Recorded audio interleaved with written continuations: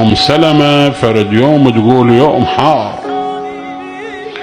وبعثني رسول الله إلى دار فاطمة، فطرقت الباب مرة مرتين ثلاث فلم يفتح، كان أكو فرش شق بالباب، نظرت من هذا الشق فرأيت السيدة فاطمة جالسة متكئة نائمة، بيدها المسبحة تدور من دون أن تديره، أمامها الرحى تدور من دون أن تديره، على يمينها الحسين في مهده والمهد يهتز من دون أن تهزه فاطمة. تقول استغربت لهذا الأمر، رجعت إلى النبي صلى الله عليه وآله أخبرته، قلت له هذا اللي شفته يا رسول الله.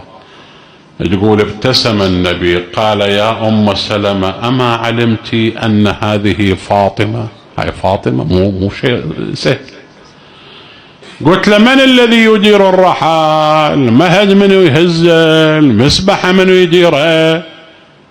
قال إن فاطمة صائمة يا أم سلمة، وقد أخذها النعاس فنامت، ألقى الله عليها النعاس حتى تستريح. الذي يهز مهد الحسين ذاك جبرائيل يا أم سلمة، الذي يدير الرحى ميكائيل، الذي يدير المسبحة إسرافيل يا أم سلمة.